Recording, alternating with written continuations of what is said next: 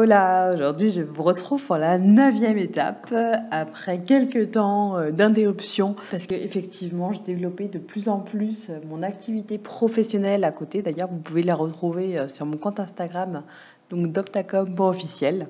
Mais aujourd'hui, je vais vous parler de Vila de Leyva.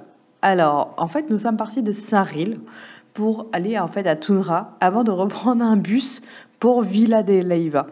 Au total, le trajet aura duré 5 heures. Par contre, il ne faut pas avoir le mal des transports, comme toute la Colombie d'ailleurs, ou bien prendre en fait un très bon médicament. Nous sommes arrivés le soir, environ à 19 heures. Nous n'avions pas mangé le midi. Qu'est-ce qu'on avait faim? Donc ni une ni deux, nous avons rejoint le centre-ville et nous sommes allés à Peru Burger. Comme son nom l'indique, c'est un restaurant de burgers et non pas un restaurant péruvien. Ni un restaurant de burgers péruvien. Une petite chose à savoir, c'est la veille et le jour des élections, la vente d'alcool n'est pas autorisée. Mais je pense que c'est pour éviter en fait tout débordement. Malgré les notes un peu positives sur TripAdvisor, je trouvais la nourriture en fait un peu lourde et pas très raffinée honnêtement. Après avoir dîné, nous avons rejoint le centre-ville, un peu plus animé, et nous sommes allés voir la très très célèbre place, la Plaza Mayor. Pour la petite histoire, nous l'avons d'abord confondue en fait avec une autre place, toute proche mais nettement moins grande. La Plaza Mayor en fait est très connue pour sa superficie, 14 000 mètres carrés. Vous vous rendez compte? Enfin, je trouve que c'était énorme. Et effectivement, elle est sacrément impressionnante. Nous y étions un samedi soir, il y avait de nombreuses personnes sur la place. Ça, c'était très sympa. Même le soir d'ailleurs, à la nuit tombée, je me sentais très bien dans cette ville et surtout en totale sécurité. Aux alentours de la place, il y avait de nombreux bars et restaurants. Donc du coup, si vous voulez aller manger ou dîner, vous serez vraiment au bon endroit. Le lendemain, nous sommes partis de l'hôtel vers 9 heures pour profiter un maximum de la journée dans ce village. Pour commencer cette journée, rien de plus important que de prendre un bon petit déj, vous n'êtes pas d'accord? Sur les conseils du blog de mon blog en Colombie, nous sommes allés en fait au mercado municipal. Ne vous méprenez pas. L'endroit n'est autre en fait qu'un bar-restaurant qui propose des formules petit déjeuner. J'ai donc pris une formule avec un bol de fruits, granola, lait et surtout beaucoup de papaye. Les Colombiens en raffolent, mais moi pas particulièrement. Je ne sais pas si vous connaissez, d'ailleurs dites-le moi en commentaire. Avec la formule, j'avais le droit en fait à un thé et un jus d'orange. Je vous recommande grandement l'endroit, le bol et le jus étaient délicieux et surtout le cadre était vraiment somptueux. D'ailleurs, rien que de vous le dire, je pense actuellement à cet endroit qui était très très sympa et surtout paisible.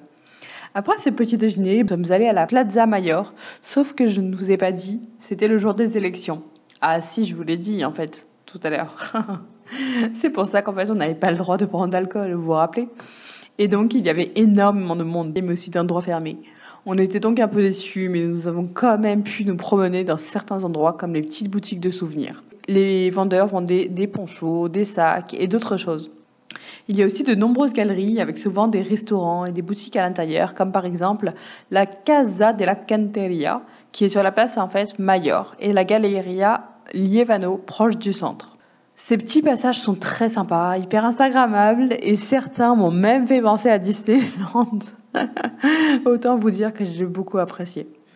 Un peu plus tard dans la matinée, nous avons visité la Casa Terracota, une maison faite en terre cuite par l'architecte colombien Octavio Mendoza.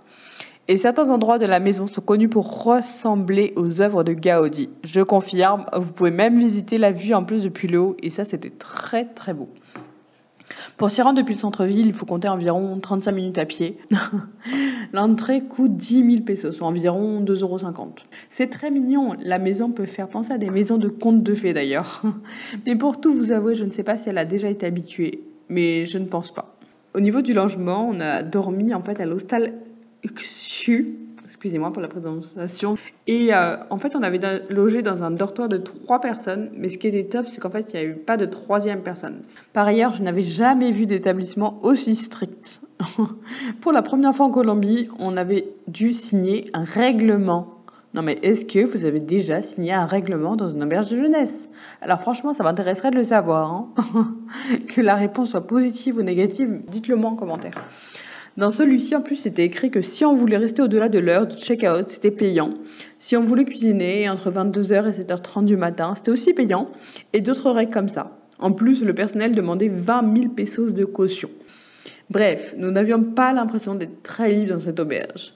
À côté de ça, il y avait un billard, un ping-pong, un jardin, et l'ensemble était propre. Et l'hôtel, en plus, était situé à 5 minutes à pied du centre-ville. Donc c'était plutôt chouette.